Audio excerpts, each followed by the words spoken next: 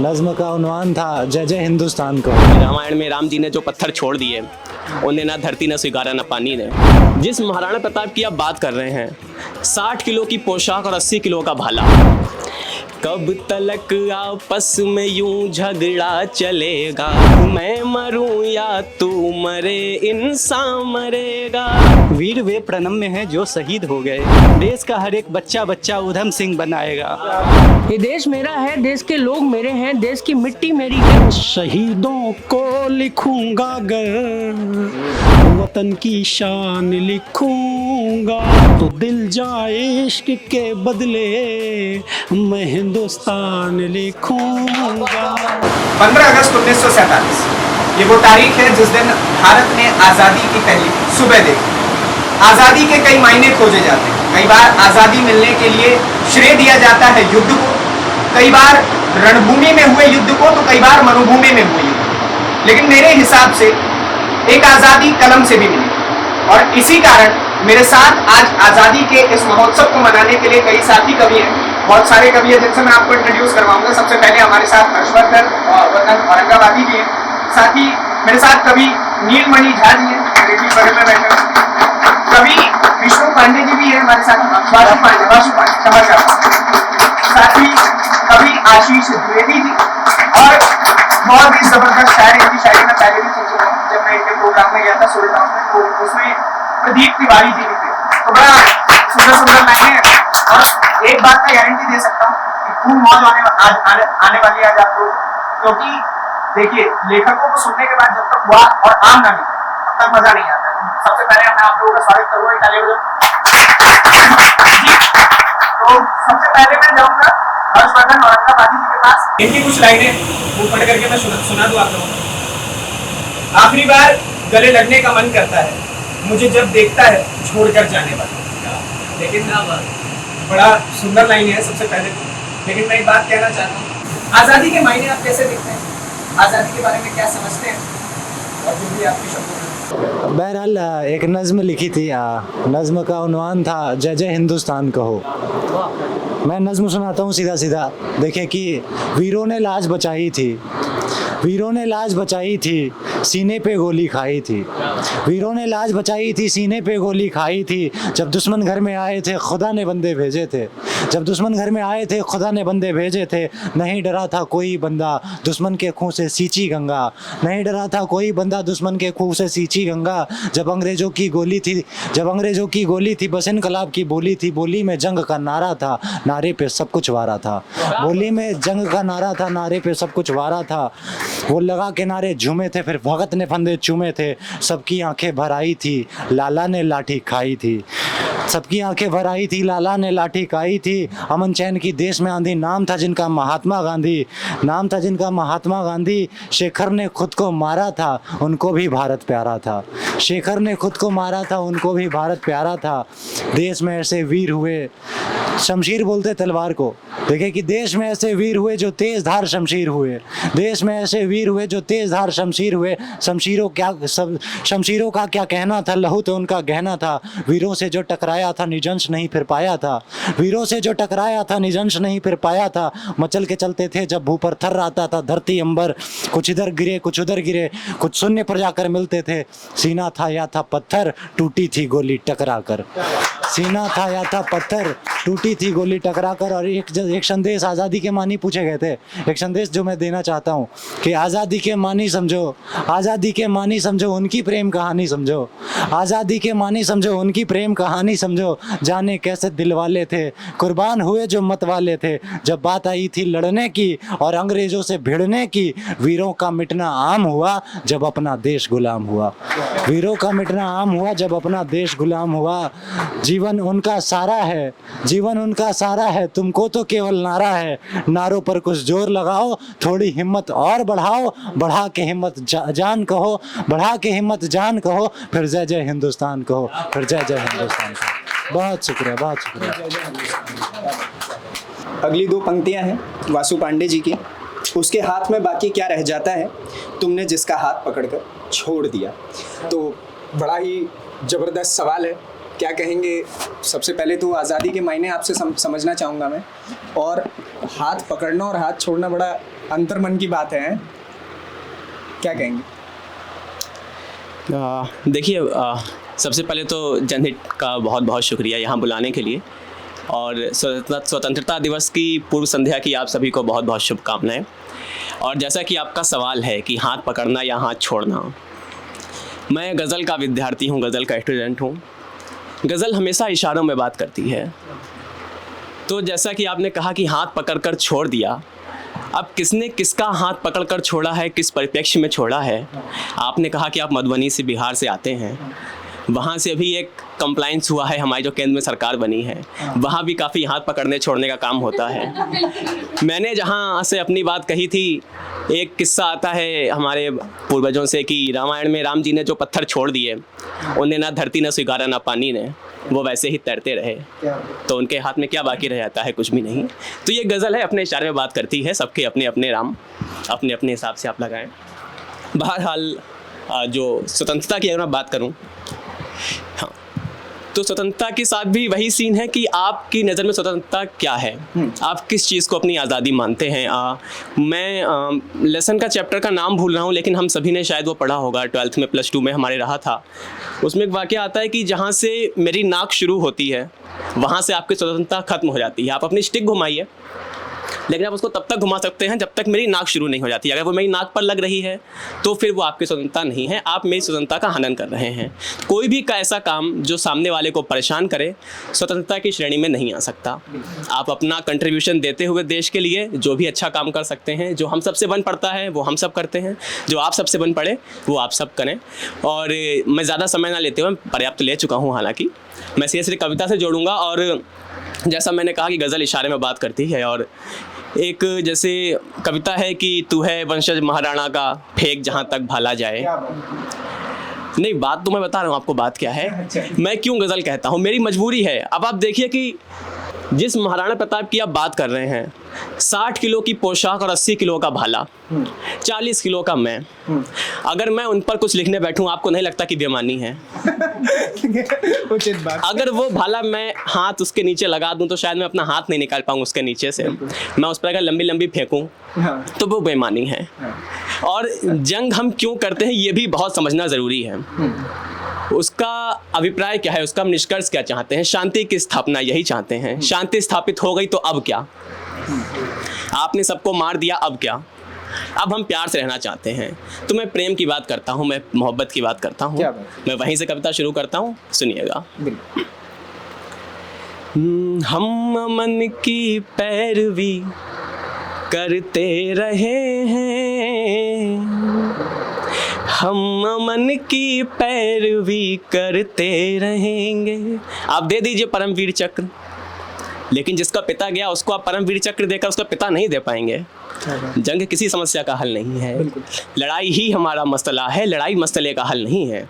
ये हमको समझना पड़ेगा। बहुत अच्छी बात कि हम मन की पैरवी करते रहे हैं, हम मन की पैरवी करते रहेंगे।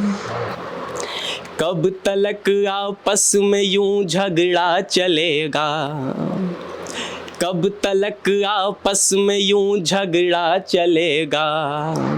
मैं मरूं या तू मरे, इंसान मरेगा।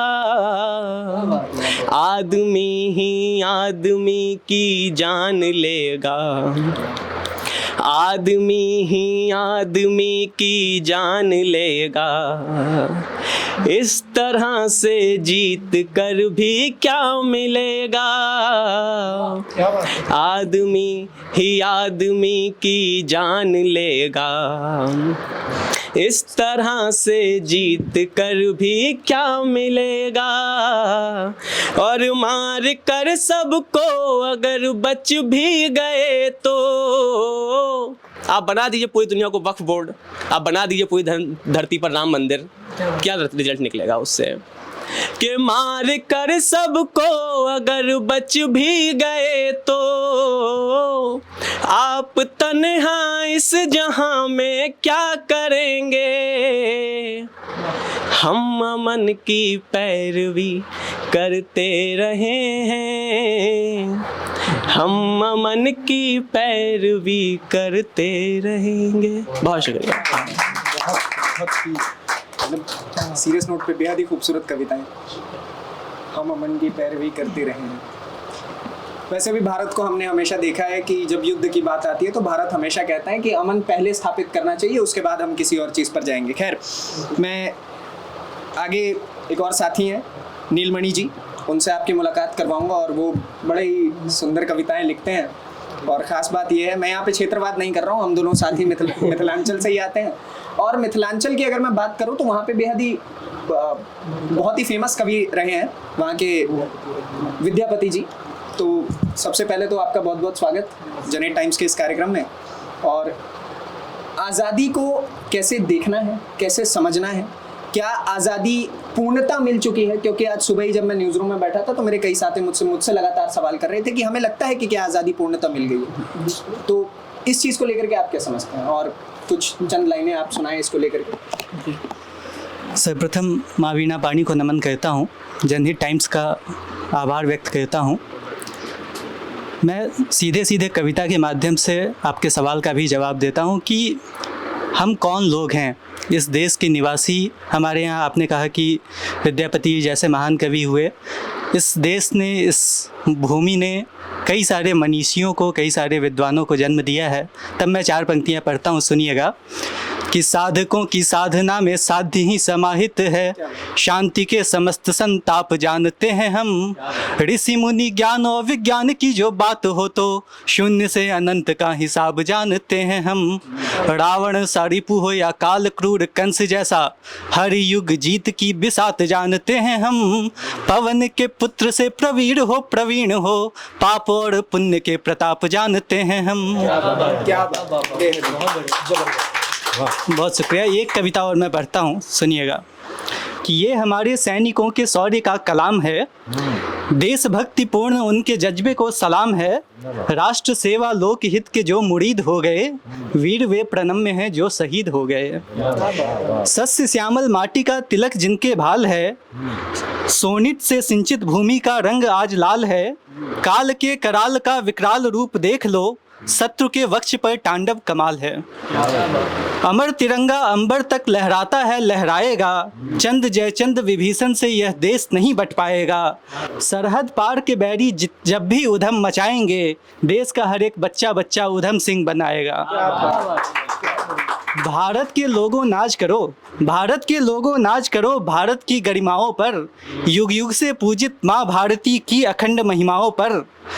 अपने कर्तव्यों को पहचानो, जनगण मन का गान करो। राष्ट्र धर्म सब मजहब से आगे, जीवन इसके नाम करो। जय हिंद। राष्ट्र धर्म सब मजहब से आगे, जीवन इसके नाम करो। और ऑब्वियसली किसी धर्म से, किसी भी जाति से ऊपर उठ करके हमें सबसे पहले राष्ट्र की ओर अपना धर्म निभाना चाहिए। और बहुत ही सुंदर लाइनों में आपने बात हमें समझाई, बहुत बहुत धन्यवाद। आगे आशीष द्विवेदी भैया के पास जाना चाहूँगा और इनकी 2 लाइनें सुनाता हूँ। उसकी आँख का आंसू नहीं मैं, उसकी आँख का काजल रहा हूँ। तो सबसे पहले तो ये देखिए आज़ादी की बात है, लेकिन उसके बावजूद भी उसकी कौन है ये बता दीजिए। और इसको मैं उनसे आज़ादी मिल चुकी है या फिर नहीं है, मुझे लगता है कि प्रेम से कभी हम आज़ाद नहीं हो सकते हैं, क्या बात, और होना भी नहीं चाहिए। कवियों से इसलिए कहते हैं, कवियों से कभी भी शब्दों में नहीं लड़ना तो चाहिए। बहुत शुक्रिया। तो बहुत शुक्रिया नीतीश भाई, सभी जितने भी दर्शक हैं और शुभम भाई या जितने भी लोग यहाँ पर हैं, सभी का बहुत बहुत आभार, जनहित टाइम्स का आभार इस कार्यक्रम के लिए। और मैं सीधे सीधे देशभक्ति की बात करूँगा। मैं बहुत छोटा था, मैं शिशु मंदिर स्कूल में पढ़ा हूँ, हमारे यहाँ 8वीं तक मैं शिशु मंदिर में पढ़ा हूँ। तो वहाँ पर भोजन मंत्र के समय, भोजन के समय भोजन मंत्र और चलता था। उस समय 1 पंक्ति 2 पंक्ति हमेशा हमें पढ़ाई जाती थी, वो मुझे याद है अभी। और जब भी स्वतंत्रता दिवस की बात आती है तो वो 2 पंक्तियाँ हमेशा रहती हैं मेरे जहन में कि शहीदों की चिताओं पर लगेंगे हर बरस मेले, शहीदों की चिताओं पर लगेंगे हर बरस मेले, वतन पे मरने वालों की यही बाकी निशा होगी। क्या बात है। तो ये जो 2 पंक्तियां हैं, मुझे लगता है मैं सबसे पहले जब धीरे धीरे देश को जानना शुरू किया था, बहुत छोटा था मैं, और मैं आज 4 पंक्तियों से शुरू करता हूँ और एक छोटी सी कविता मैं सुनाऊंगा कि बहुत सारे, मैं अभी पिछले दिनों की बात बताता हूँ, एक कार्यक्रम में था मैं, वहाँ पर खतों की बात हो रही थी, लेटर्स की बात हो रही थी। तो एक मेरे दोस्त हैं, उनके चाचा जी ने अपनी भतीजी को खत लिखा था सरहद से, और 2011 का वो लेटर था जो उन्होंने पढ़ के हमें सुनाया था, और वो इतना भावुक कर देने वाला खत था। और उसमें कुछ पंक्तियाँ थी कि दिवाली हमारे लिए, दिवाली अकेले बैरक में मनाने वाला त्यौहार है, और हम स्वप्न में देखते हैं कि कभी दिवाली हम घर मनाएंगे और अपने लोगों से मिलेंगे। तो उनके लिए वो स्वप्न जैसी चीज़ें हैं जो कई बार पॉसिबल भी नहीं हो पाती हैं। तो मैं सीधे उनके लिए 4 पंक्तियाँ पढ़ना चाहता हूँ कि मातृभूमि पर शीश चढ़ाकर उन वीरों ने मान बढ़ाया, मातृभूमि पर शीश चढ़ाकर उन वीरों ने मान बढ़ाया, देश प्रेम में जान लुटाकर उन वीरों ने सम्मान बढ़ाया, न सोचा कभी अपने घर का, ना ही किसी सुख वैभव का, न सोचा कभी अपने घर का, ना ही किसी सुख वैभव का, सरहदों पर लड़ करके देश का गौरव गान है गाया, सरहदों पर लड़ करके देश का गौरव गान है गाया। और जब भी ये बात कही जाती है कि देश प्रेम की जब बात आती है, तो हम सब कहते हैं कि यार भारत देश मेरा है। हम सब बाहर जाएं या कहीं भी जाते हैं तो कहते हैं यार मेरा देश है, मैं प्राउड करता हूँ कि I am a proud Indian, जब भी बात होती है ना। तो इस पर एक छोटी सी कविता मैंने लिखी है, सुनिएगा। कि ये देश मेरा है, कविता का शीर्षक है कि देश मेरा है, देश के लोग मेरे हैं, ये देश मेरा है, देश के लोग मेरे हैं, देश की मिट्टी मेरी है, देश के सरहद मेरे हैं, और देश के पेड़ मेरे हैं, देश का पानी मेरा है, देश के पेड़ मेरे हैं, देश का पानी मेरा है, देश की नदियाँ मेरी हैं, देश के पर्वत मेरे हैं, और देश के किस्से मेरे हैं, देश की कहानियाँ मेरी हैं, देश के सैनिक मेरे हैं, देश के किसान मेरे हैं, देश के खेत खलियान मेरे हैं, देश की माएँ मेरी हैं, देश के गांव मेरे हैं, देश की गलियां मेरी हैं। जब हम कहते हैं कि पूरा देश मेरा है, और फिर जब पूरा का पूरा देश मेरा है, तो फिर देश में लोग क्यों लड़ते हैं?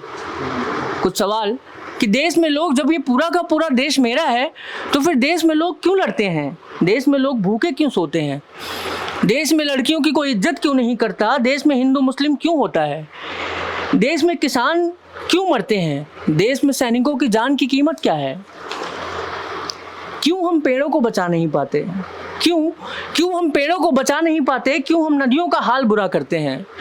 क्यों किसी गरीब मजलूम को सताते हैं? क्यों किसी और का हिस्सा मारकर खाते हैं? क्यों पहाड़ों को काटा जाता है? क्यों पहाड़ों को काटा जाता है? क्यों किसी की आंखों में धूल झोंका जाता है? क्यों नेता अफसर किसी की सुनते नहीं हैं? क्यों देश को देश हम समझते नहीं हैं?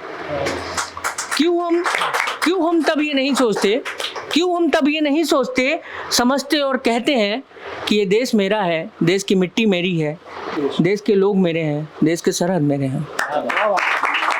बहुत शुक्रिया। बहुत ही डीप कविता थी मेरे लिए। ऑन अ सीरियस नोट मुझे सच में बहुत अच्छी लगी। कारण ये कि सबसे पहले तो जब हम मेरा कहने का अधिकार जमाना शुरू करते हैं तो बड़ी अच्छी बात लगती है कि ये सब कुछ मेरा है, बिल्कुल। लेकिन जब हम मेरा कहते हैं किसी भी चीज़ को, तो उसे उतने अच्छे तरीके से सींचना भी, संभालना भी, बिल्कुल। वो आपने कविता के जरिए बड़े अच्छे से समझाया। खैर, हमारे साथी और बेहद ही अच्छे कवि, उनकी कुछ लाइनें मैं आपको सुना देता हूँ, इससे आप लोग समझ जाएंगे। तेरा मुझसे था क्या रिश्ता, कहाँ संसार जानेगा, कहेगा दिल मेरा कुछ भी, मेरा कुछ और ठानेगा, मना लेता खुदा को मैं तेरे खातिर मगर मुझसे, सनम जब तुम नहीं मानी, खुदा क्या खाक मानेगा। तो खुदा को भी मनाना नहीं लाजमी था और सनम को भी मनाना। देश को मनाइए आज। ईश्वर की कृपा से दोनों मान गए हैं। अच्छा। हाल ही में हमने शादी भी कर ली है। अच्छा। तो दोनों मान गए हैं। जी धन्यवाद आपको। और सबसे पहले क्या कहते, जनहित टाइम्स को बहुत बहुत धन्यवाद। आप सभी को, इतने प्यारे प्यारे लोग बैठे हुए हैं। जैसे आप कह रहे थे स्वतंत्रता का मतलब मेरे हिसाब से शांति होना चाहिए। लेकिन जैसा पांडे जी ने कहा कि शांति शांति शांति, आपको लगता है हमारे पड़ोसी जितने भी हैं वो शांति लायक हैं? तो देखिए, जैसे एक समय बाद वाहिद अली वाहिद साहब का एक शेर है कि युद्ध कहाँ तक टाला जाए, द्वंद्व कहाँ तक पाला जाए, तू भी है राणा का वंशज, फेंक जहाँ तक भाला जाए। और दोनों तरफ लिखा हो भारत, सिक्का वही उछाला जाए। क्या बात। अच्छा, ये बात हो गई जैसे मतलब क्या आज के समकालीन कवियों ने कह दिया। आपने अगर 90s किड्स या सबने क्या कहते हैं पुरानी महाभारत देखी होगी, हाँ। तो उसमें भगवान श्री कृष्ण एक बात कहते हैं, उसमें बड़ी प्यारी बात कहते हैं। आपने सुना होगा लिरिक्स में गा के है कि महाभारत सा युद्ध न हो अन्याय की कोई बात, चलो हम होले उनके साथ, करे जो कृष्ण के जैसी बात, कर्म है गीता का उपदेश, महाभारत है शांति संदेश। महाभारत से बड़ा युद्ध जो है हमें नहीं लगता कभी हुआ होगा, और उस महाभारत को भगवान श्री कृष्ण ने केवल एक शब्द में ख़त्म कर दिया कि महाभारत शांति संदेश है। कभी कभी युद्ध भी शांति के लिए बहुत ज़रूरी होता है। तो ये तो हो गई जो दूसरे लोगों ने कही हैं पंक्तियाँ। मैंने जो थोड़ा बहुत लिखा है देश के ऊपर मैं आपको सुनाता हूँ। उसके बाद जिस मिजाज के मैं शेर कहता हूँ, अगर मौका रहा दोबारा तो फिर सुनाएंगे आपको हम। क्योंकि देशभक्ति पे जब बात करनी होती है तो श्रृंगार रस वालों के लिए बड़ी समस्या हो जाती है। तो लिखा था मैंने एक, सुनिएगा 4 पंक्तियाँ की। शहीदों को लिखूंगा अगर वतन की शान लिखूंगा, वतन पर जान देने का मुझे अरमान लिखूंगा, अगर लिखना पड़ा दिल या के जान या इश्क जैसा कुछ, तो दिल जाए इश्क के बदले मैं हिंदुस्तान लिखूंगा। हालांकि दूसरे राउंड में आप सभी को पता चल जाएगा कि हिंदुस्तान की जगह पे दिल जाए इसकी यही लिख रहे हैं, सारे लिख रहे हैं, लेकिन हाँ थोड़ा वो होता है ना, बांधना होता है थोड़ा, तो इसलिए कर दिया हमने। बाकी अभी प्यार इश्क मोहब्बत पे सुना जाएगा। धन्यवाद आप सबका। बहुत बहुत धन्यवाद।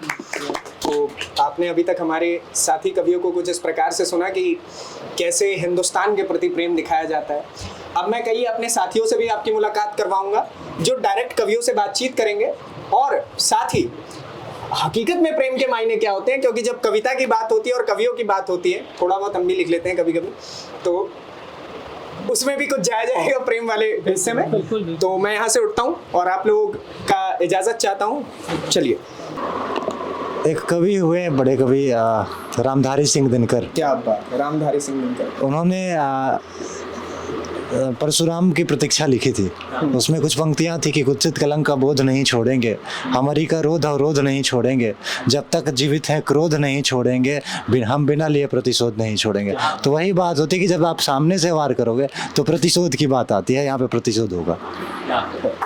चलिए, पाकिस्तान को लेकर के इन्होंने सवाल किया तो कुछ लाइनें मेरी भी लिखी हुई हैं, मैं सुना देता हूँ। शुरुआत ऐसे है कि हम वो वीर शौर्य जो डरते नहीं पहाड़ों से, और कितने बाबर आए हम डरे नहीं गद्दारों से, हथियारों से नहीं प्रेम हमें, हम गीत प्रेम के गाते हैं, पर तुम शस्त्र पूछो या शास्त्र कहो, हम मीत दोनों के साचे हैं। और बाँचे हैं हमने एक पल में लाखों वीरियों, उंगलियां थक जाएंगी तुम्हारी पूजे हैं हमने पीर यूं, और पीर यूं रक्षा करो हमारे पुत्र वीरों की, के संघार ले पूरी सांस लाखों सिरों की। और पाकिस्तान का जवाब यह है कि सन 47-48 था जब हाथ में लाठी डंडे थे, दुश्मन के नाम पे सामने खड़े कुछ भूखे नंगे थे, जवानों ने लाठी डंडों से खदेड़ों ने भगाया था, तब जाके कहीं ये कश्मीर हमारा कहलाया था। अगला कोई सवाल लेना चाहेगा आपने से? कोई सवाल? जब जो जवान होते हैं हमारे सरहद पर जाते हैं तो वादा करके आते हैं घर से कि हम वापस लौट के आएंगे। कभी कभार ऐसा होता है कि कुछ जवान जो है वो तिरंगे में लिपट कर आते हैं, तो उनके पीछे जो उनकी बीवियां होती हैं, उनके बच्चे होते हैं, उन पर अगर आप कुछ सुना दे तो। जी भैया, आपने पहले ही इशारा किया, बताइए आपने से कोई कुछ अगर इस प्रेम को लेकर के कुछ क्या सुनाना चाहे, क्योंकि प्रेम के कई मायने प्रतीक्षा में भी बदल जाते हैं। जी हाँ, देखिए उस पर कोई मतलब क्या नाम है, मैंने जैसे बताया आपको श्रृंगार पे मैं कुछ लिखता नहीं हूँ, मतलब क्या कहते हैं वीर रस पे ज़्यादा लिखता नहीं हूँ। हालांकि भगवान श्री कृष्ण आपने देखा होगा महाभारत में, तो एक समय ऐसा आता है कि वादे की बात आती है भगवान कृष्ण पे, और तो 2 भाइयों में से युधिष्ठिर में से और उनके छोटे भाई अर्जुन में ये होता है, दोनों से वादा किया होता है कृष्ण ने। तो युधिष्ठिर कहते हैं उनसे कि क्या नाम है कि किसका वादा बड़ा हुआ, मैं बड़ा हूँ, मेरा वादा बड़ा होना चाहिए। तो भगवान श्री कृष्ण ने वहाँ पे यही बात कही, देखो वादा वादा होता है, किसी का वादा बड़ा या छोटा नहीं होता। आप छोटे बच्चे से भी करोगे तब भी वो वादा बड़ा ही है, और बड़ों से करोगे तब भी वादे का क्या कहते हैं जो स्तर होता है वो समान होता है। और लेकिन जैसा क्या कहते हैं हमारे परिप्रेक्ष्य में कहा जाए तो भारत हमारी माता है, तो माँ से किया गया वादा सदैव क्या कहते हैं बाकी वादों से बड़ा होता है, हैं? तो मुझे लगता है इसलिए क्या कहते हैं वो पहले गले लगा लेते हैं मौत को। और रही बात क्या कहते हैं प्रेम की, तो उनके क्या कहते हैं उनका क्या स्थान होता है जीवन में, क्या हमारे प्रेम का, हमारी पत्नी का, या जिससे हम प्रेम करते हैं हमारी प्रेयसी का। तो उसके लिए मैंने 4 पंक्तियाँ लिखी थी कि तुम मेरा नाम मेहंदी में भरती गई, मेरे हाथों की रेखा उभरती गई, केश तेरे संवारा किए साथिया, केश तेरे संवारा किए साथिया, केश तेरे संवारा किए साथिया, जिंदगी खुद ब खुद ही संवरती गई, जिंदगी खुद ब खुद ही संवरती गई। धन्यवाद। क्या बात है, क्या ही लाइनें लिख दी हैं आपने। केस संवारते संवारते जिंदगी संवर जा रही है, बताइए। खैर आप में से कोई अगला सवाल? क्या बात है सर, ये प्रेम से रिलेटेड होने वाला है क्या? नहीं, प्रेम से रिलेटेड नहीं है। मेरा सवाल यह है कि हम आज़ादी की बात से आज तक, चाहे पाकिस्तान की बात करें, बांग्लादेश की बात करें या अपने हिंदुस्तान की बात करें, और चाहे उधर से हो चाहे इधर से, हम नफ़रत की बात करते हैं। क्या आपको नहीं लगता कि अब ऐसे जो नफ़रतों के जो दौर थे उनको पीछे छोड़ते हुए हम कहीं मोहब्बत की ओर बढ़े? जो ये एक अखंड भारत था उसको लेकर के कुछ आगे का सोचें, और चाहे मनाने से माने, नफ़रत से तो हमें काम लेना ही नहीं है, हमारी परंपरा ही नहीं है। भारत की तो परंपरा नफ़रत कभी रही नहीं। बिल्कुल। तो ऐसी कुछ चीज़ जो दोनों दिलों को जो है जोड़ने वाली हो, कोई अगर 2 पंक्तियाँ आपके पास हो जी बिल्कुल, तो मैं थोड़ा सा मैं जो अभी अखंड भारत की बात की तो मुझे पक्का पता था भैया ज़रूर बोलेंगे, क्योंकि शिशु मंदिर से पढ़ के हैं। नहीं बिल्कुल, मुझे लगता है कि हम सब लोग जीवन में, मुझे लगता है कि प्रेम से बड़ी चीज़, चाहे वो हमारे आपस का प्रेम हो या देश प्रेम हो या 2 मुल्कों के बीच का प्रेम हो, उससे इर्द गिर्द ही हम रहना चाहते हैं। हमारा जो बेसिक नेचर है वो प्रेम का है। धीरे धीरे समाज की वजह से हम बदलते हैं वो अलग है, लेकिन 4 पंक्तियाँ जो मैं पढ़कर आपको सुनाना चाहता हूँ कि नफ़रत की आग बढ़ने न पाए बुझा के चल, नफ़रत की आग बढ़ने न पाए बुझा के चल, उठ और प्रेम प्यार की गंगा बहा के चल, कदमों से अपने चांद सितारे उगा के चल, कदमों से अपने चांद सितारे उगा के चल, चल और आसमां को जमी पर बिछा के चल। तो ये नज़ीर बनारसी साहब ने लिखा था। तो मुझे लगता है इसलिए भी प्रेम की ज़रूरत ज़्यादा है हमारे बीच। अब हम बोलते हैं कि युवा प्रेम की बात ज़्यादा करते हैं, तो वो इसलिए भी है कि वो उसी की सबसे ज़्यादा ज़रूरत है दुनिया में, है ना। चाहे वो आपस में दोस्ती हो, परिवार से प्रेम हो, या बहुत सारे अलग अलग प्रेम हो सकता है ना। सिर्फ प्रेमी प्रेमिका का ही प्रेम नहीं है। तो बहुत शुक्रिया। ये तो हमसे प्यार से जीता गया है, और शायद यही एकमात्र कारण ये है कि सदियों से हमें मिटाने के लिए बहुत सारे जुल्म सितम हुए, बहुत सारे आक्रमणकारी हमारे देश में आए, तमाम तरह की दिक्कतें उन्होंने पैदा की, लेकिन हमारा वजूद वो मिटा नहीं पाया। जबकि अनेकों मिसाल हैं जो अपना वजूद खो गए, जो जातियाँ थी, धर्म खो गए, वो वजूद में नहीं रहे, क्योंकि उनके पास नफ़रत को प्यार से जीतने का नहीं था, कोई तजुर्बा नहीं था, कोई अनुभव नहीं था जो हमारे पास था। या यूँ है कि हमारे ऋषि मुनियों ने, जो हमारे मनीषी रहे हैं देश के, उन्होंने जो हमें दिया, नफ़रत से किस तरह से हम पार पा सकते हैं, कैसे उससे जो जीता जा सकता है, और उसका एकमात्र रास्ता सिर्फ प्यार। बहुत शुक्रिया। सर हम आपकी राय से क्या कहते हैं सर, आपके उसका मत का सम्मान करते हैं, लेकिन आपने जंगल में एक जानवर देखा होगा, सबसे खतरनाक जानवर जो लगता है, मैंने डिस्कवरी पे देखा है, वो हाइना होता है, लकड़बग्घा। क्योंकि उसके बारे में मैंने देखा, शेर होता है जब उसका पेट भर जाता है तो आराम से लेट जाता है, शिकार आसपास से जाए शिकार नहीं करता। हाइना एक ऐसा खतरनाक जानवर होता है, वो कभी भी करता रहता है। और रही बात जैसे शांति समझौते की, हमने बांग्लादेश से कई बार की। बांग्लादेश से तो मान लीजिए हसीना जी अब गई हैं, अब उसके बाद का क्या आता है देखते हैं। लेकिन पाकिस्तान के साथ हमने कई बार प्रयास किए, आप सब उसके साक्षी हैं। और कई बार ये कहा जाता है सर कि जैसे आप कह रहे हो कि हमारी संस्कृति मतलब हमारी सभ्यता नहीं मिटी या हम नहीं मिटे, ये हमारी भूल है। कैसे नहीं मिटे हम? पहले तो हम अखंड भारत हुआ करते थे, हमसे अफगानिस्तान गया, हमसे क्या कहते हैं, हमारा क्या कहते हैं उधर कैलाश मानसरोवर चला गया, हमसे आप इधर बांग्लादेश चला गया, हमसे पाकिस्तान चला गया। कहीं ना कहीं हम जा तो रहे हैं। हाँ, ये बात वो है कि जैसे हमारी संस्कृति है वो नहीं ख़त्म हो रही है। तो संस्कृतियाँ नष्ट नहीं हुआ करती हैं, वो सभ्यताओं में तब्दील हो जाती हैं। लेकिन कहीं ना कहीं हम इसमें मतलब क्या कर रहे हैं, कट रहे हैं, मुझे जैसा लग रहा है। तो मुझे लगता है मतलब ये सही है कि थोड़ा। और एक चीज़ सबसे अच्छी बात मेरे एक मित्र ने कही थी कि ईश्वर तब हो जाता है ना जब मोह को त्याग देता है। अगर आपने छोड़ना सीख लिया तो आप विश्व में सबसे महान हैं। तो एक ये होता है ना, जैसे आप पाकिस्तान है, हमने एक बार प्रयास किया, 2 बार प्रयास किया, 3 बार प्रयास किया, 4 बार प्रयास किया, हमें लगता है छोड़ देना चाहिए। कई बार क्या कहते हैं होता है ना, कई बार छोड़ दिया जाता है। आप देखिए कि घर में अगर कोई बच्चा क्या कहता है या कोई भाई होता है शराबी निकल जाए या थोड़ा वो निकल जाए, उद्दंड निकल जाए, तो माँ बाप क्या कहते हैं, 1 बार डांटते हैं, 2 बार डांटते हैं, 3 बार डांटते हैं, मारेंगे पीटेंगे। एक समय बाद कहते हैं वो बर्बाद हो चुका है, जाने दीजिए उसे। तो उसे परिवार में अपनी गिनती भी उसकी नहीं करते। हमें लगता है वो समय आ गया है कि हमें गिनती नहीं करनी चाहिए। और तो शायद मेरी तरफ से इतना ही है, बाकी आपकी राय अलग हो सकती है। एक आखिरी सवाल मैं आपका लूँगा, क्या कहना चाहती हैं आप? क्या सवाल है आपके हमारे कवियों से?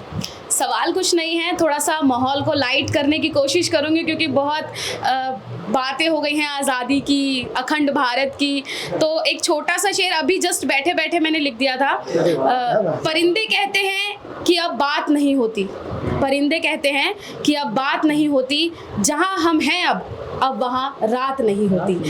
तो जाहिर सी बात है, सोशल मीडिया का दौर चल रहा है आजकल, सब लोग रील्स देख रहे हैं और उसी में मग्न है, कहीं और ही पीढ़ी जो है वो जा रही है। तो उन्हीं पीढ़ी के लिए एक और रील जो है वो हम इसी जो चल रहा है इसी से बना देते हैं। और एक शायरी जो है हमारे नौजवान आशिकों के लिए मैं आप लोगों से लेना चाहूँगा। देखें, एक शेर था कि तरन्नुम में सुनाता हूँ।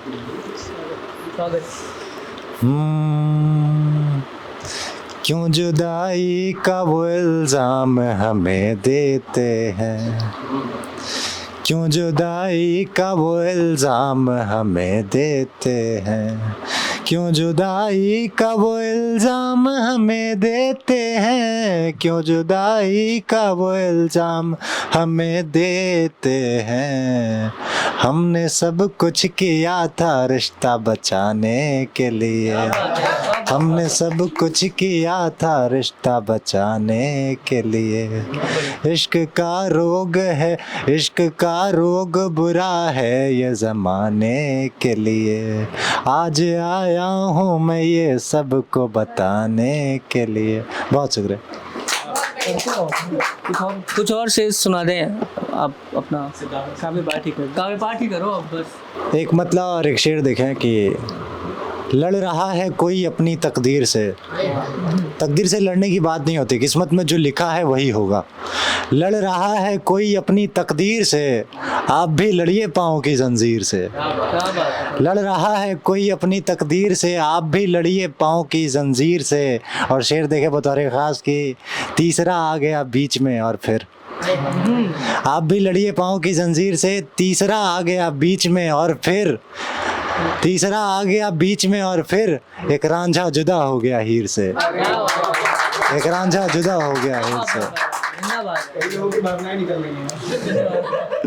निकलनी भी चाहिए। बहरहाल एक गज़ल से कुछ शेर देखें कि सबने कहा कि इश्क से हारा चला गया, सबने कहा कि इश्क से हारा चला गया, बस माँ कही कि मेरा दुलारा चला गया, बस माँ कही कि मेरा दुलारा चला गया। छोटी सी ज़िंदगी में फ़कत प्यार के लिए, छोटी सी ज़िंदगी में फ़कत प्यार के लिए सब कुछ किया मगर वो हमारा चला गया। सब कुछ किया मगर वो हमारा चला गया। और शेर देखें कि हम दोस्ती के बाद मोहब्बत में पड़ गए, हम दोस्ती के बाद मोहब्बत में पड़ गए, फिर जो बचा था सारे का सारा चला गया, फिर जो बचा था सारे का सारा चला गया। और शेर देखें कि प्यारी हवा के साथ वो बारिश चली गई, प्यारी हवा वो लड़का और बारिश वो लड़की। शेर देखें, प्यारी हवा के साथ वो बारिश चली गई, फिर इस जमी से एक सितारा चला गया, फिर इस जमी से एक सितारा चला गया। और आखिर का शेर देखें कि ये कायनात छोड़ के वर्धन अगर गए, ये कायनात छोड़ के वर्धन अगर गए, दुनिया कहेगी हिज्र का मारा चला गया, दुनिया कहेगी हिज्र का मारा चला गया। सबने कहा कि इश्क से हारा चला गया, बस माँ कही कि मेरा दुलारा चला गया। कुछ शेर और देखें कि सब पूछने लगे कई हैरत में पड़ गए, हैरत सस्पेंस, सब पूछने लगे कई हैरत में पड़ गए, वर्धन जी आप कैसे मोहब्बत में पड़ गए। सब पूछने लगे कई हैरत में पड़ गए, वर्धन जी आप कैसे मोहब्बत में पड़ गए। अच्छा भला तो जी रहे थे खुद के वास्ते, अच्छा भला तो जी रहे थे खुद के वास्ते, हम क्या बताएं कैसी मुसीबत में पड़ गए, हम क्या बताएं कैसी मुसीबत में पड़ गए। और अच्छा भला तो जी रहे थे खुद के वास्ते, हम क्या बताएं कैसी मुसीबत में पड़ गए। वो छोड़ कर गया हमें अच्छा हुआ मगर, वो छोड़ कर गया हमें अच्छा हुआ मगर, अच्छा नहीं हुआ कि बुरी लत में पड़ गए, अच्छा नहीं हुआ कि बुरी लत में पड़ गए। कुछ कुछ शेर और सुनाता हूँ, देखें कि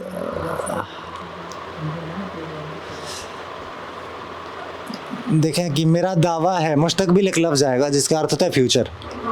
देखें कि मेरा दावा है मुस्तकबिल में पछतावा सनम होगा, मेरा दावा है मुस्तकबिल में पछतावा सनम होगा, मेरी शोहरत जो देखोगे मुझे खोने का गम होगा। मेरा दावा है मुस्तकबिल में पछतावा सनम होगा, मेरी शोहरत जो देखोगे मुझे खोने का गम होगा। तुम्हारे हिज्र का जो दर्द है, वासु भैया शेर देखें, तुम्हारे हिज्र का जो दर्द है झेला नहीं जाता, तुम्हारे हिज्र का जो दर्द है झेला नहीं जाता, मैं फिर से दिल लगाऊंगा तभी ये दर्द कम होगा, मैं फिर से दिल लगाऊंगा तभी ये दर्द कम होगा, मैं फिर से दिल लगाऊंगा तभी ये दर्द कम होगा। और शेर देखें कि तेरा हर सच छुपाने को मैं सबसे झूठ कहता हूँ, तेरा हर सच छुपाने को मैं सबसे झूठ कहता हूँ, अगर गलती से सच कह दूँ तो सोचो क्या सितम होगा, अगर गलती से सच कह दूँ तो सोचो क्या सितम होगा। और आखिर का शेर कि किसी के बाद पूरी ज़िंदगी तन्हा रहूँगा पर, किसी के बाद पूरी ज़िंदगी तन्हा रहूँगा पर, किसी का हो गया वर्धन किसी को ये भरम होगा, किसी का हो गया वर्धन किसी को ये भरम होगा। एक गज़ल से कुछ शेर सुनाता हूँ और। तो हर दिन है मेरा जश्न मनाने वाला, अब तो हर दिन है मेरा जश्न मनाने वाला, अब तो हर दिन है मेरा जश्न मनाने वाला, अब तो हर दिन है मेरा जश्न मनाने वाला, लौट आया है मेरा यार पुराने वाला, लौट आया है मेरा यार पुराने वाला। शेर देखें, साल दो साल में तो तुम भी चले जाओगे, साल दो साल में तो तुम भी चले जाओगे, साल दो साल में तो तुम भी चले जाओगे, साल दो साल में तो तुम भी चले जाओगे, उम्र भर कोई नहीं साथ निभाने वाला, उम्र भर कोई नहीं साथ निभाने वाला। और आखिर का शेर देखें, आखिरी बार गले लगने का मन करता है, छोड़ करके कोई जा रहा है और उसके बाद ये शेर ये आखिरी बार गले लगने का मन करता है, आखिरी बार गले लगने का मन करता है, आखिरी बार गले लगने का मन करता है, मुड़ के जब देखता है छोड़ के जाने वाला, मुड़ के जब देखता है छोड़ के जाने वाला। एक नज़्म, उसके बाद फिर जहमत तमाम। देखें, नज़्म का उन्वान है कब तक हम सिगरेट के दम पर। देखें कि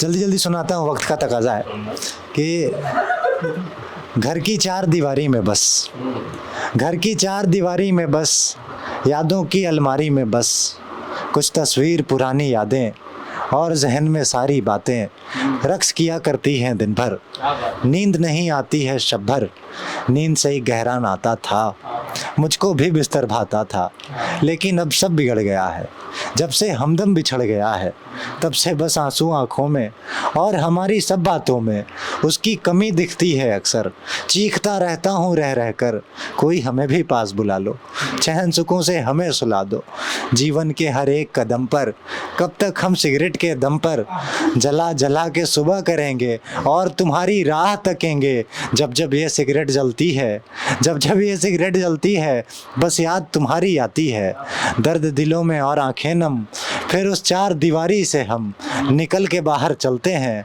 आज़ाद हवा में बहते हैं, पोंछ के आंसू गम सहते हैं, फिर याद तुम्हीं को करते हैं, फिर याद तुम्हीं को करते हैं। बहुत शुक्रिया। हम दोस्ती के बाद मोहब्बत में पड़ गए, हम दोस्ती के बाद मोहब्बत में पड़ गए, फिर जो बचा था सारे का सारा चला गया। आज सबके अंदर का साया निकल रहा है। इसकी नज़्म सुनी तो मुझे किसी का शेर याद आया कि तुझसे बिछड़े तो तेरे सहेली के हुए हम, तुझसे बिछड़े तो तेरे सहेली के हुए हम, यूं बुझती हुई सिगरेट से मैंने सिगरेट जलाई।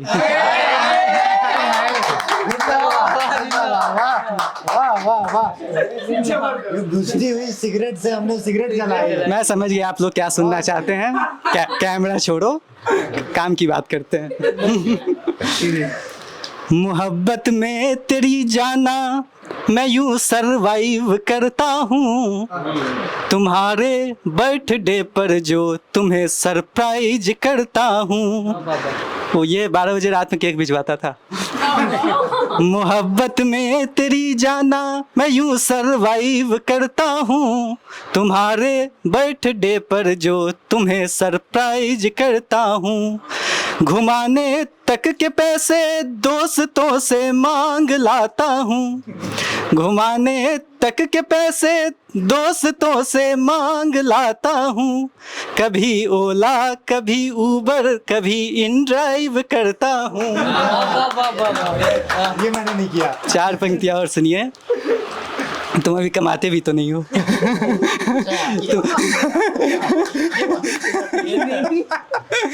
चलिए 4 पंक्तियाँ और सुनिए कि ये लव का ग्राफ रहता डाउन, ये इनक्रीज नहीं होता, मोहब्बत ही नहीं होती जो सॉरी प्लीज नहीं होता। बिल्कुल भैया बिल्कुल। सॉरी एकदम, हाँ बिल्कुल एकदम झंडू बाम है, तुरंत लगाओ तुरंत आराम। ये लव का ग्राफ रहता डाउन, ये इनक्रीज नहीं होता, मोहब्बत ही नहीं होती जो सॉरी प्लीज नहीं होता। तुम्हें बस देखने को बाइक से चक्कर लगाता था, तुम्हें बस देखने को बाइक से चक्कर लगाता था। अगर तुम हाय ना करती तो इंजन सीज नहीं होता। 4 पंक्तियाँ और पढ़ता हूँ, फिर मैं कुछ ऐसे से भी पढ़ूंगा जो मेरे मन के हैं। सुनिएगा कि जीवन के एक अध्याय में नाम तुम्हारा लिख सकता हूँ, जीवन के एक अध्याय में नाम तुम्हारा लिख सकता हूँ, सांसों के अभिप्राय में नाम तुम्हारा लिख सकता हूँ, और सारी दुनिया घूम के मुझको बस इतना मालूम हुआ, सुंदरता के पर्याय में नाम तुम्हारा लिख सकता हूँ। तब मैं 4 पंक्तियाँ पढ़ता हूँ, सुनिएगा कि मेरे मन को रिझाती है तुम्हारे पाँव की पायल, मेरी नींदें चुराती है तुम्हारे पाँव की पायल। मैं लय सुर ताल छंदों को बिल्कुल भूल बैठा हूँ, कोई धुन गुनगुनाती है तुम्हारे पाँव की पायल। कुछ पंक्तियाँ और देखें कि किसी फरिश्ते को अपना मान बैठे हैं, किसी फरिश्ते को अपना मान बैठे हैं, हम उदासी को गहना मान बैठे हैं। मोहब्बत के उरूज पर कुछ नहीं बोलता, मोहब्बत के उरूज पर कुछ नहीं बोलता, मोहब्बत को एक सपना मान बैठे हैं। बहुत शुक्रिया। अंतिम कुछ पंक्तियाँ पढ़ता हूँ कि खुदा इम्तिहान लेता है ज़िंदगी में, खुदा इम्तिहान लेता है ज़िंदगी में, कोई तो बात है उसकी बंदगी में। उसने एक बार कहा था चुप रहो, उसने एक बार कहा था चुप रहो, मेरी उम्र बीत गई खामोशी में। तेरे गमों का सौदा कर रहा हूँ, तेरे गमों का सौदा कर रहा हूँ, रंग बढ़ता जा रहा है शायरी में। बहुत शुक्रिया। कौन वाला एक तरफ माशूक वाला किरदार वो अच्छा है। एक अच्छा शेर सुनिए। भैया का आदेश है कि कभी कभी खुद को समझाना पड़ता है, कभी कभी खुद को समझाना पड़ता है, कभी कभी दिल को बहलाना पड़ता है। एक तरफा इश्क में मसला यही है, एक तरफा इश्क में मसला यही है, माशूक का किरदार भी निभाना पड़ता है। क्या बात है, क्या बात है। बहुत कमाल के शेर पढ़े सभी दोस्तों ने, और मैं सीधे प्रेम से ही जोड़ता हूँ। और मैं अभी पिछले दिनों एक कॉलेज गया था, स्लाइट एक कॉलेज है यहाँ पर संगरूर में, तो वहाँ पे जब मैंने ये शेर सुनाया तो बहुत हूटिंग हुई। फिर बाद में पता चला कि यार कैंपस में झील है, तो शेर सुनिएगा कि झील का किनारा और तुम, झील का किनारा और तुम, बाहों का सहारा और तुम, झील का किनारा और तुम, बाहों का सहारा और तुम, जहाँ में प्यास तो बहुत है मगर, जहाँ में प्यास तो बहुत है मगर, होठों का किनारा और तुम, जहाँ में प्यास तो बहुत है मगर, होठों का किनारा और तुम। और हम लोग कॉलेज में पढ़े हुए सभी लोग कॉलेज गए होंगे, तो वहाँ हर कोई ब्लैक बोर्ड तो नहीं देख रहा होता है ना, खासकर बैक बेंचेस तो बिल्कुल भी नहीं, है ना, कि तुम्हारे लबों के ठीक नीचे तिल था यार, तुम्हारे लबों के ठीक नीचे तिल था यार, वहीं कहीं पे अटका मेरा दिल था यार, तुम्हारे लबों के ठीक नीचे तिल था यार, वहीं कहीं पे अटका मेरा दिल था यार, और तुम पर मरते रहे बस इतना किया हमेशा, तुम पर मरते रहे बस इतना किया हमेशा, वरना इश्क में नंबर मेरा नील था यार, वरना इश्क में नंबर मेरा नील था यार। और अभी जो बात चल रही थी कि भाई का ब्रेकअप हुआ और ऐसी कुछ चीज़ें होती हैं, मतलब ऐसे उसमें आपका कोई रोल नहीं होता है, जीवन में जो होना होता है और हमें उसके साथ चलना होता है, बस खुद को थोड़ा सा सख्त बनाना होता है कई बार। तो उसी पे कुछ पंक्तियाँ हैं कि वो कहती है अपनी कहानियों में मेरा जिक्र मत करो, वो कहती है अपनी कहानियों में मेरा जिक्र मत करो, मैंने भी कह दिया अब तुम भी इस बात की फिक्र मत करो, मैंने भी कह दिया तुम भी इस बात की फिक्र मत करो, मैं जिसे रोज़ दोहराता रहूं वो किस्सा नहीं हो तुम, मैं जिसे रोज़ दोहराता रहूं वो किस्सा नहीं हो तुम, मेरी कहानियों में ज़रा सा जिक्र भर है तुम्हारा, मेरी ज़िंदगी का हिस्सा नहीं हो तुम। तो ये सख्ती भी ज़रूरी होता है, कई बार हमें छोड़कर जाने देने के लिए, बाद में घर पर आप आकर रो लें कोई दिक्कत नहीं है, लेकिन वहाँ सामने सख्ती ज़रूरी होती है कई बार आगे बढ़ने के लिए। और एक और शेर की, एक फ्रेंड जोन वाले लोगों पे एक शेर मैंने बहुत पहले लिखा था कि हो जाते हैं जीवन में कि मुझे तो इश्क करना था तुम्हें दोस्ती निभानी थी, मुझे तो इश्क करना था तुम्हें दोस्ती निभानी थी, न मैं इश्क कर पाया न तुम दोस्त बन पाई, न मैं इश्क कर पाया न तुम दोस्त बन पाई। और कुछ एक पंक्तियाँ और सुनाता हूँ कि चाय किसको पसंद है यहाँ पर, चाय किसको किसको पसंद है, सबको।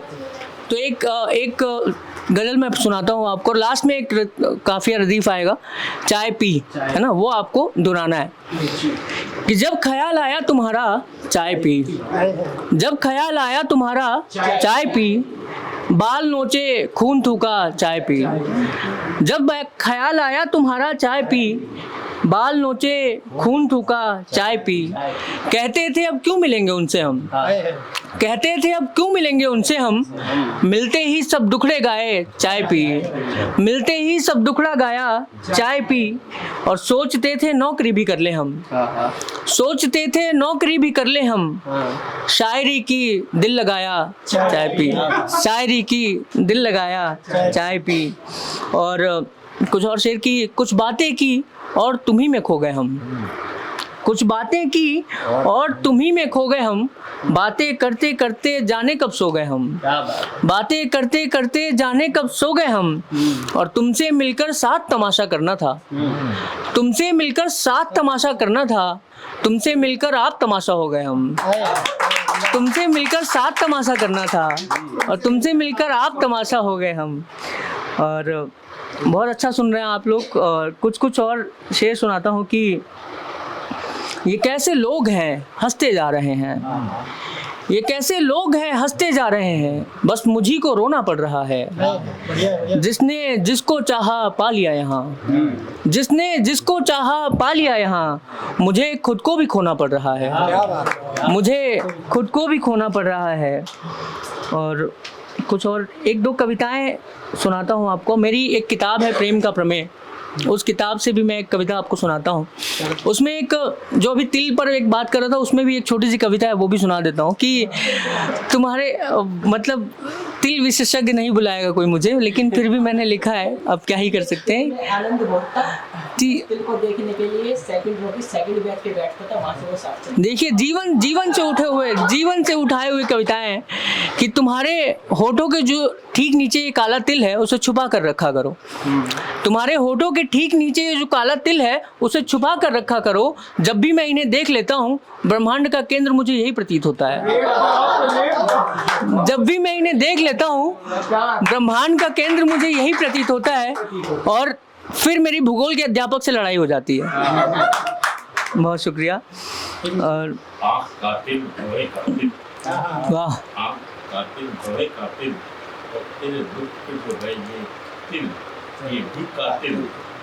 मुझे डर है कहीं डर न जाए कातिल कातिल। क्या बात है, क्या बात है। तो एक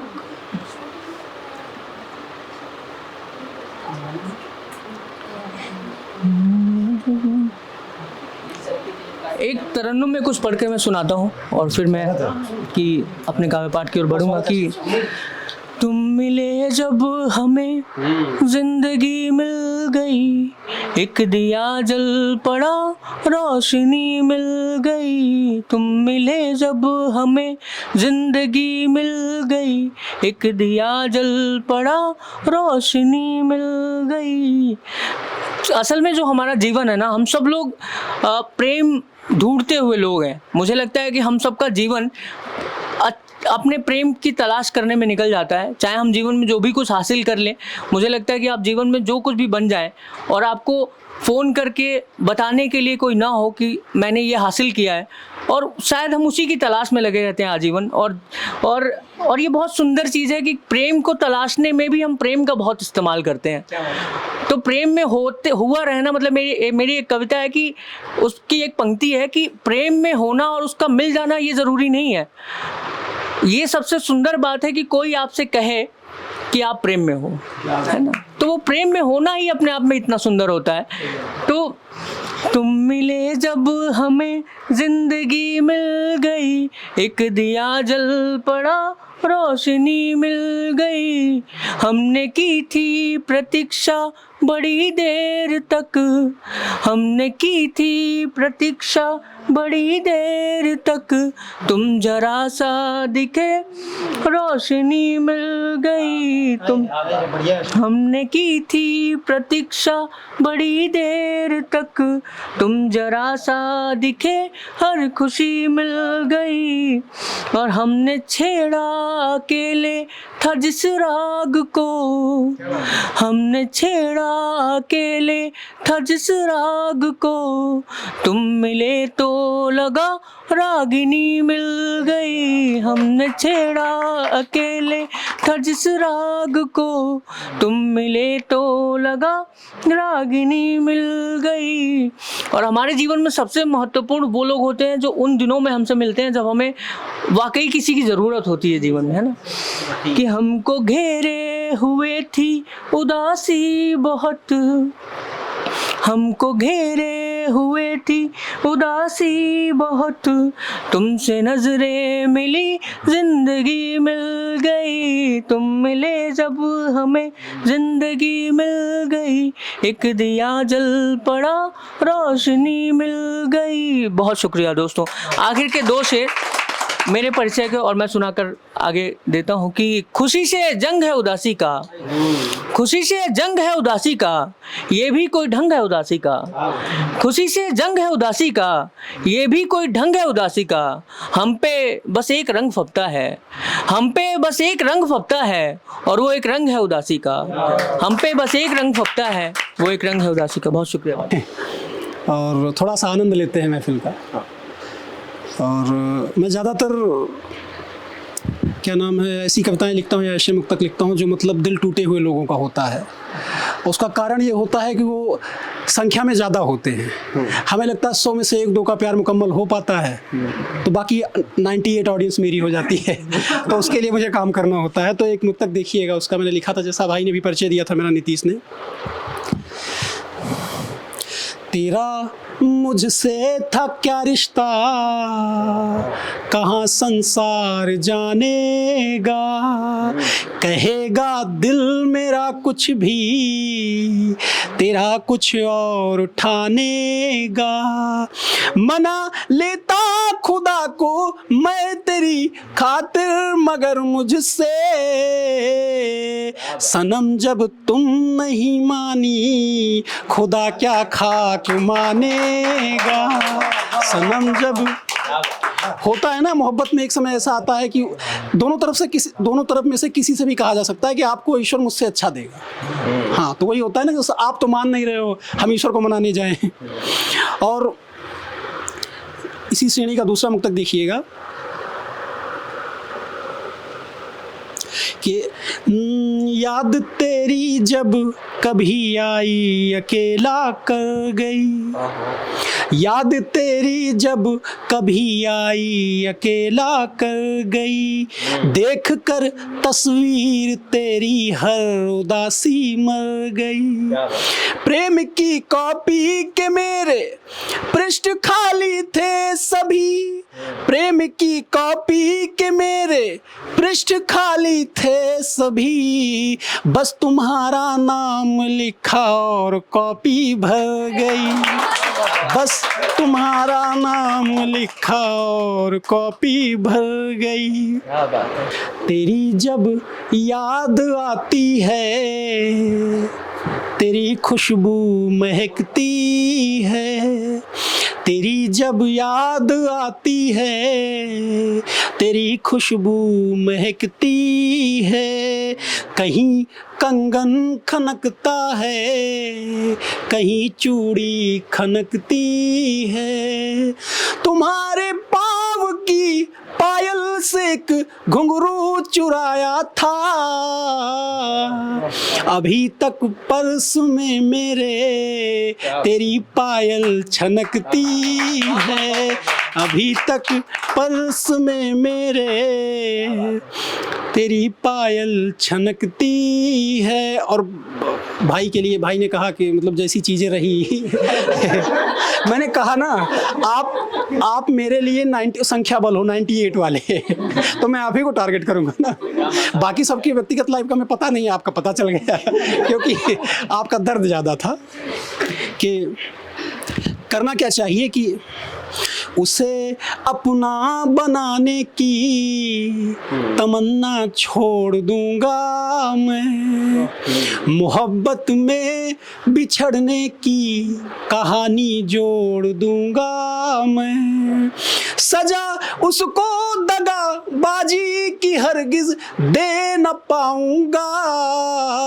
होता है आप जिससे प्यार करते हो उसको सजा दे ही नहीं सकते, सजा उसको दगाबाजी की हरगिज दे न पाऊंगा, दिखाकर आईना उसको आईना तोड़ दूंगा मैं, दिखाकर आईना उसको आईना तोड़ दूंगा मैं। कि उसी अल्हड़पन में या नटखटपन में चलते हैं कि चले कुछ हम जैसे होते हैं जो शर्मीले होते हैं, उनके लिए शेर है। चले जो तीर नजरों से जिगर पे लग गए मुझको, लटों को खींच कर कानों के पीछे ठग गए मुझको। एक शब्द आएगा जबी, जबी मतलब होता है माथा, ध्यान दीजिएगा। लटों को खींच कर कानों के पीछे ठग गए मुझको, है दूरी एक बीते की जबी से होठ तक फिर भी, एक ही बीता होता है दूरी एक बीते की जबी से होठ तक फिर भी, यहाँ से होठ तक आने में वर्षों लग गए मुझको, यहाँ से होठ तक आने में वर्षों लग गए। आप में से कईयों की पीड़ा है, मेरी भी रही है।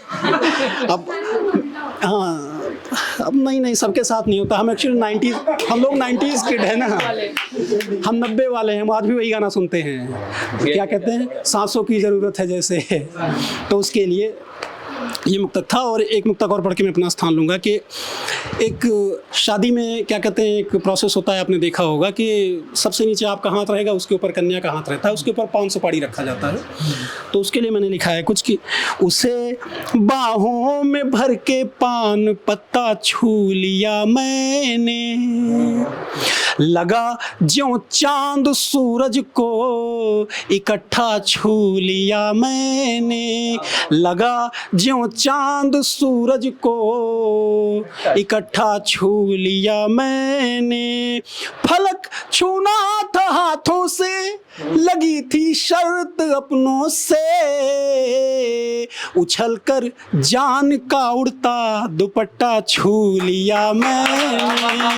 एक प्यार में क्या इनसिक्योरिटी होती है और कैसे संबद्ध रहते हैं उसके, कि जो उसके हाथ से उलझे वो धागे तोड़ देता हूँ, जो उसके हाथ से उलझे वो धागे तोड़ देता हूँ, घुमाकर हाथ का कंगन सितारे मोड़ देता हूँ, घुमाकर हाथ का कंगन सितारे मोड़ देता हूँ, गिला उसको है बस इतना अगर वो रूठ कर मुझसे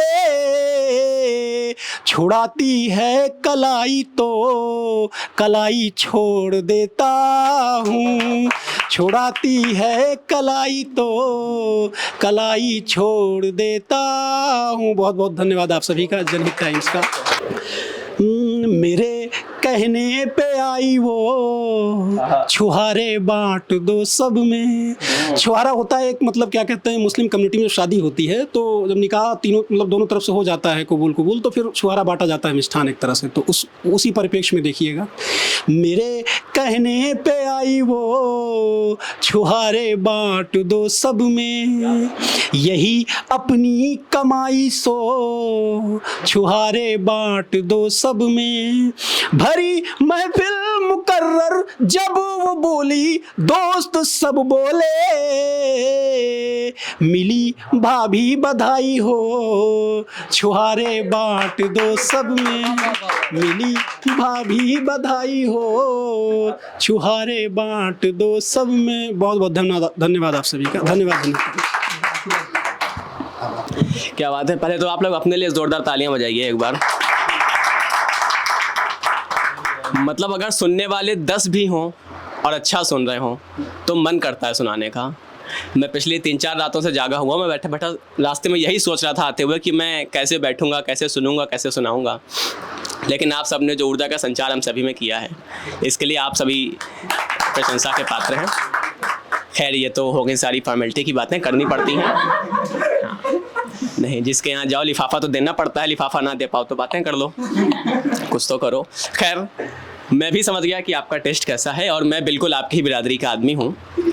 बहरहाल, मैं जैसे मैंने कहा कि शायरी गज़ल इशारे में बातें करती है, मैं कुछ कुछ इशारे करूँगा, आप सब समझ जाएंगे और मुझे भी इशारा मिल जाएगा कि मुझे क्या सुनाना है। क्योंकि हम सभी यूनिवर्सिटीज़ में, इंस्टीट्यूट्स में भी जाते रहते हैं और जहाँ कुछ सो कॉल्ड इंटेलेक्चुअल्स भी होते हैं, हमको वहाँ भी जाना पड़ता है। तो हमारे पास सभी कंटेंट है, मैटर करता है कि आप क्या सुनना चाहते हैं। मैं धीरे धीरे कनेक्ट करने की कोशिश करता हूँ।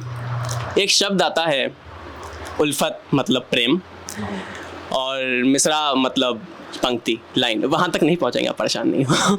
ये नेशनल टीवी है, इसके लिए अलग से एपिसोड आता है एक, उसे आप ज्वाइन कीजिएगा। बहरहाल, मिसरा मतलब पंक्ति, उल्फत मतलब प्रेम। सुनिएगा सर, आपकी ही बात जो आपने सवाल किया था कि प्रेम की तरफ बढ़ना चाहिए, मैं वहीं से शुरू करता हूँ कि इन मिसरों पर गौर चाहिए, बस कोरी शाबाशी नहीं। इन मिसरों पर गौर चाहिए, बस कोरी शाबाशी नहीं।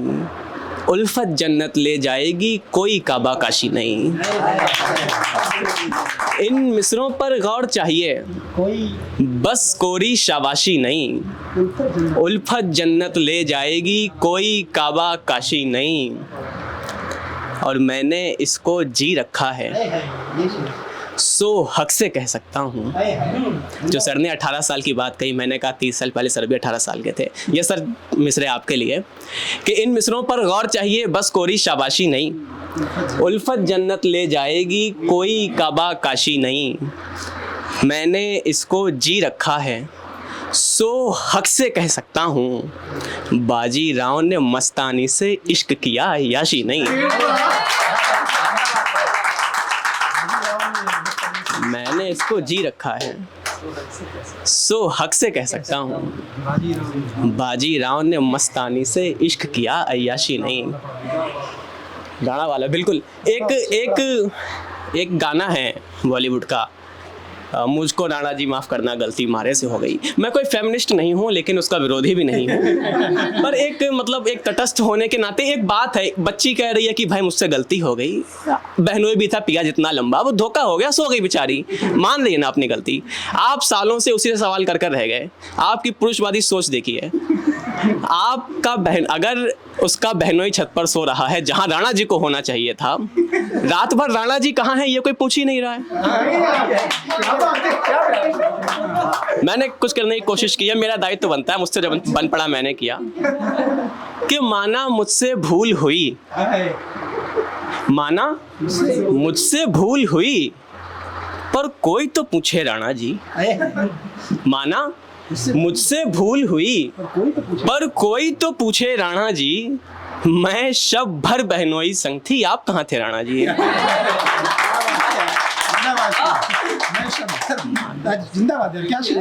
माना मुझसे भूल हुई, पर कोई तो पूछे राणा जी।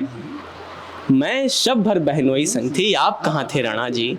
और भाई ने जैसा कहा कि मैं सेकंड सीट पर बैठता था, आप सबसे कमज़ोर शिकार हैं इस समय, आप ये मान के चलें। आप अपना नाम रज़िया रख सकते हैं अभी भर के लिए, और आप गुंडों में फंसे हुए हैं। सुनिएगा कि ये कब कहते हैं कि आकर हमको गले लगा ले वो। ये कब कहते हैं कि आकर हमको गले लगा ले वो। मिल जाए तो रस्मन ही बस हाथ मिला ले काफ़ी है। ये कब कहते हैं कि आकर हमको गले लगा ले वो। मिल जाए तो रस्मन ही बस हाथ मिला ले काफ़ी है। इतने कहाँ नसीब कि इससे प्यास बुझाएं खेल करें। इतने कहाँ नसीब कि इससे प्यास बुझाएं खेल करें। दरिया हम जैसों को अपने पास बिठा ले काफ़ी है। इतने कहाँ नसीब कि इससे प्यास बुझाएं खेल करें। दरिया हम जैसों को अपने पास बिठा ले काफ़ी है। एक शब्द आता है वस्ल, आप सभी पत्रकारिता से जुड़े हुए जानकार लोग हैं, मतलब मिलन, मिलना, वस्ल। सुनेगा कि रहा न फ़र्क कोई वस्ल में जुदाई में, रहा न फ़र्क कोई वस्ल में जुदाई में, भटक गया हूँ मैं इस दिल की रहनुमाई में। रहा न फ़र्क कोई वस्ल में जुदाई में, भटक गया हूँ मैं इस दिल की रहनुमाई में। अब इससे बढ़ के मोहब्बत में और क्या करता, अब इससे बढ़ के मोहब्बत में और क्या करता, मैं उसका हाथ बटाता था बेवफाई में।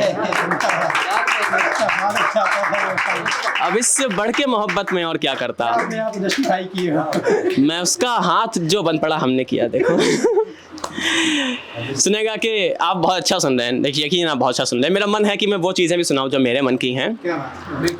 सुनिएगा कि क्या दूं पता कलंदर का, हम सबके बारे में बताया, भाई ने मधुबनी से आए हैं कि अमेठी से आए हैं या फर्रुखाबाद से आए हैं। दरअसल हमारा कोई ठिकाना नहीं है, हम अपने अपने शहरों से कुछ कुछ करने के लिए निकले थे और रोज़ किसी नए शहर में, किसी नए प्रदेश में होते हैं। कभी यहाँ बुला लिया गया, कभी वहाँ बुला लिया गया, हमारा कोई ठिकाना नहीं है। क्या दूं पता कलंदर का, दुनिया घर है बेघर का। क्या दूं पता कलंदर का, दुनिया घर है बेघर का। एक कश्ती क्या जीत गई, एक कश्ती क्या जीत गई, चेहरा देख समंदर का। एक कश्ती क्या जीत गई, चेहरा देख समंदर का। जीत तो हमसे क्या पाता, जीत तो हमसे क्या पाता, पर दुश्मन था टक्कर का। जीत तो हमसे क्या पाता, पर दुश्मन था टक्कर का। आखिरी कॉल थी उसकी और आखिरी कॉल थी उसकी और पहला दिन था दफ्तर का। आखिरी कॉल थी उसकी और पहला दिन था दफ्तर का।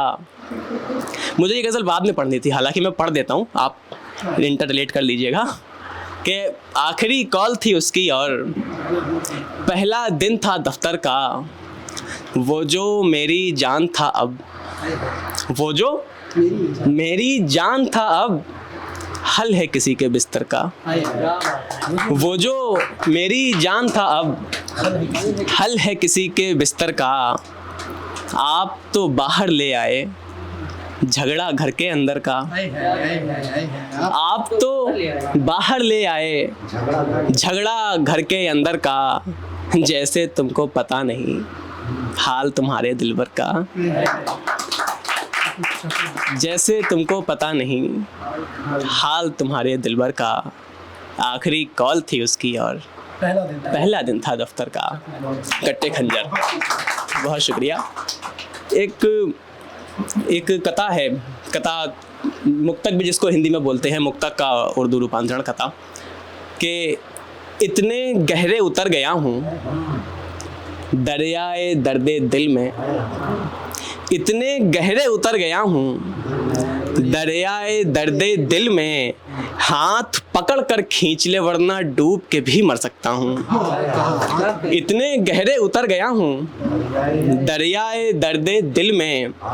हाथ पकड़ कर खींच ले वरना डूब के भी मर सकता हूँ। कट्टे खंजर रस्सी माचिस कुछ दिन मुझसे दूर रखो। कट्टे खंजर रस्सी माचिस कुछ दिन मुझसे दूर रखो। कुछ करने से चूक गया हूँ मैं कुछ भी कर सकता हूँ।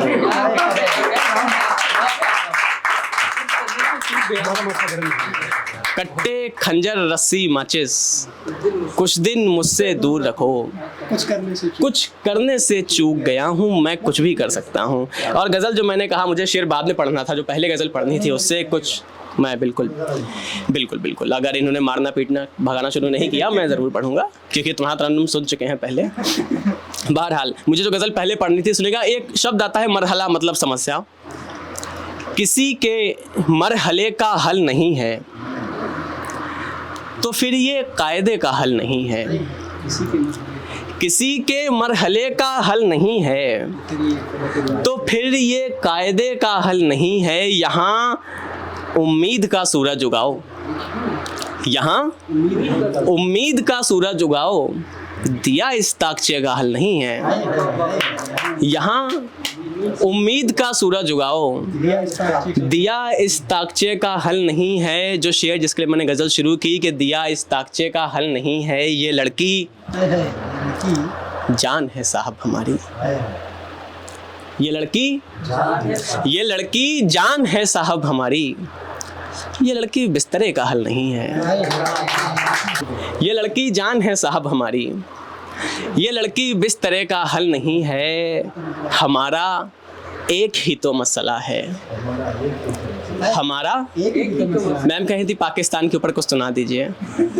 हमारा एक ही तो मसला है, हमारे मसले का हल नहीं है। ये लड़की जान है साहब हमारी, ये लड़की बिस्तरे का हल नहीं है। एक आदेश आ रहा है मेरे भाई की तरफ से, हमारा माथा गर्म नहीं है। एक शब्द आता है बजूज, बजूज मतलब अलावा, सिवाय। देखिए आप सभी ने पूछा, मैं बीच में बोला नहीं, मैं थोड़ा सा थका हुआ सा था, मैं सोचा मेरे भाई और जिन्होंने बहुत अच्छे अच्छे जवाब दिए, प्रेम को लेकर, आपके करियर को लेकर, आपके निजी जीवन को लेकर, आपके समाजी जीवन को लेकर आप कुछ भी करें, लेकिन आपका आत्मसम्मान जहाँ पर बात आ जाए वहाँ पर आपको अपना स्टैंड लेना ज़रूरी है। और यही हर चीज़ का एक अकेला जवाब है, हर सवाल का अकेला जवाब ये है कि आप अपनी क्षमताओं भर जितना कर सकते हैं दूसरों के लिए वो आप करें, और जहाँ आपके आत्मसम्मान की बात आए वहाँ पर स्टैंड लें कि ये सब चोलवे ना, ठीक है। तो एक शब्द आता है बजूज मतलब सिवाय, अलावा। सुनेगा कि बजूज खुदा के, मेरे एक सीनियर हैं वो कहते हैं कि मांगना, पाना, चाहना या फिर खो देना, ये सारे खेल हमें, इनमें उदास मत होना, है ना, और इश्क तो करना मगर देवदास मत होना।